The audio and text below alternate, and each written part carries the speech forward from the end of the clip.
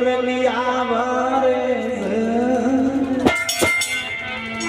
सभी लोग बोलेंगे अरे नैना और लगे मुरलिया वारे से अब घर कैसे जाऊं।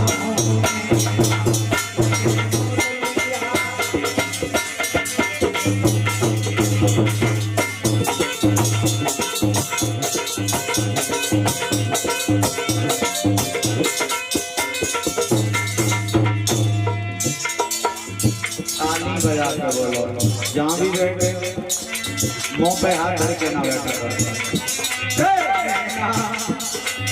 नैना लगे मुरलिया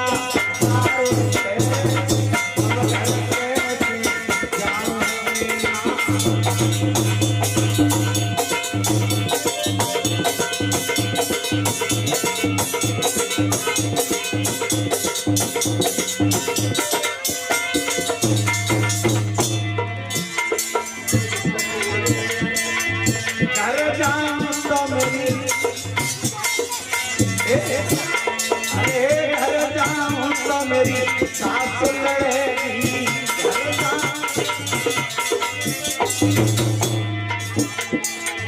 घर जाऊं तो मेरी सास लड़ेगी।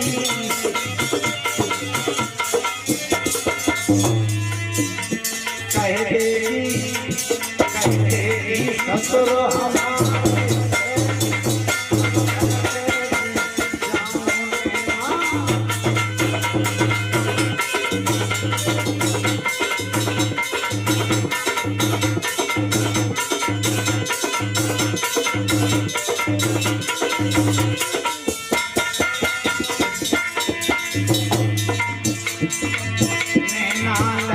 मुरलिया सारे से अब घर कैसे जाऊं।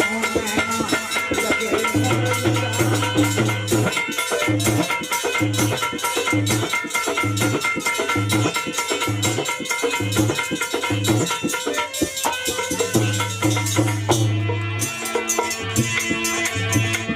अरे घर जाऊं तो मेरी जितनी लड़ेगी।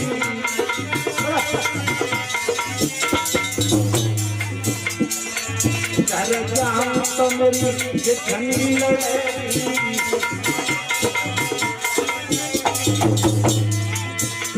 कहेगी ये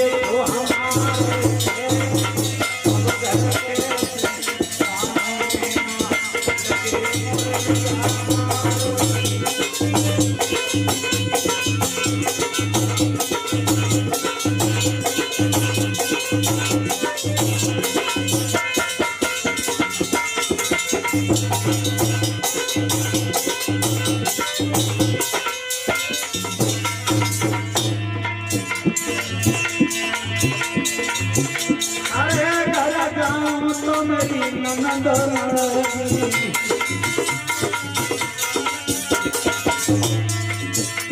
अरे घर जाऊं तो मेरी ननद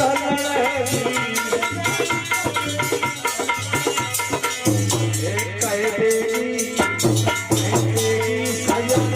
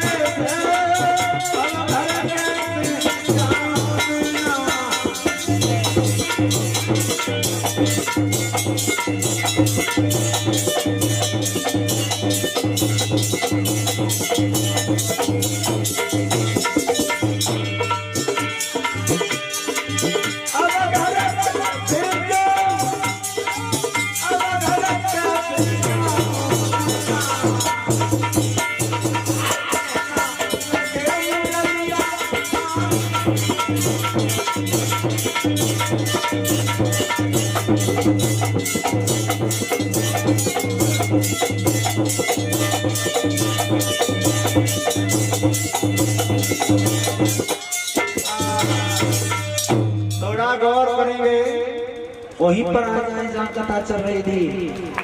भगवान कन्हैया ने दुर्योधन का मेवा मिष्टान 36 प्रकार का भोजन तैयार किया।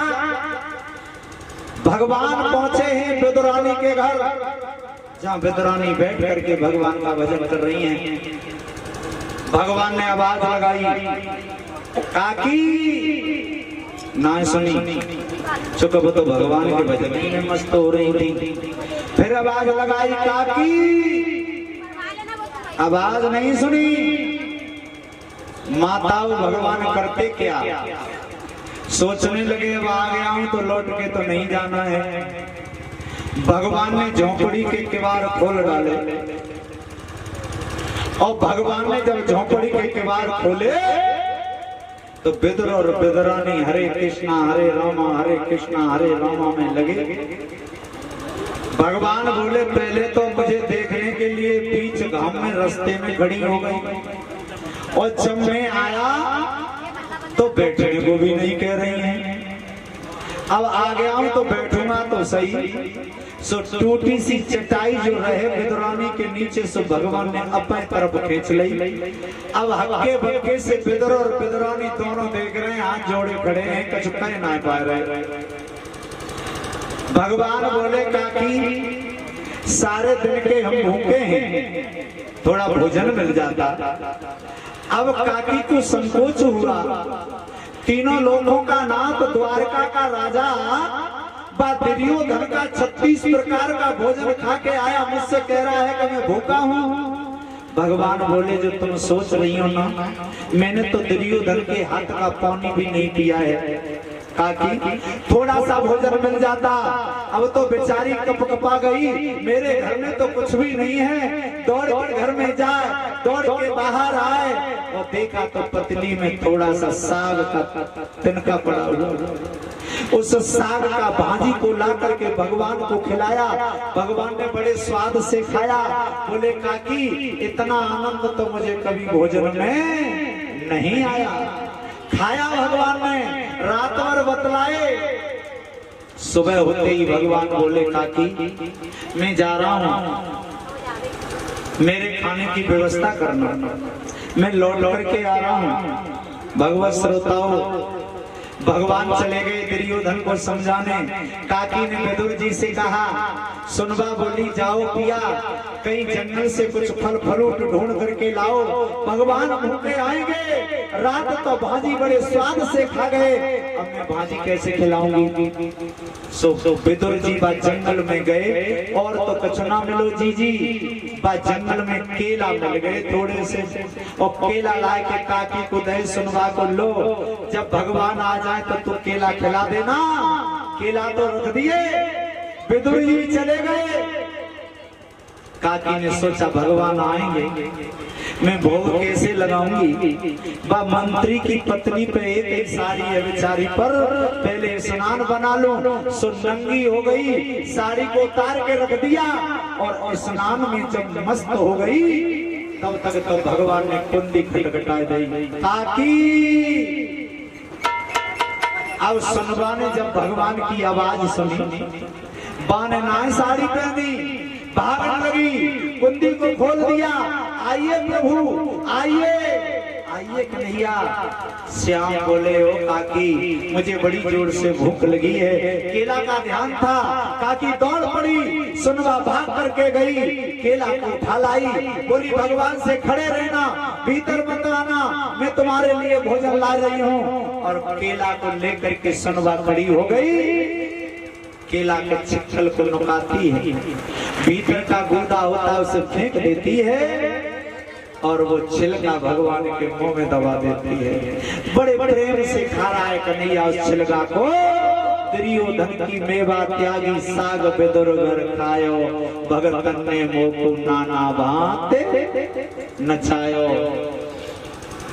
केला खा रहे, छिलका खा रहे, भगवान गूदा को फेंक रही है, और तब तक विदुर जी आ गए।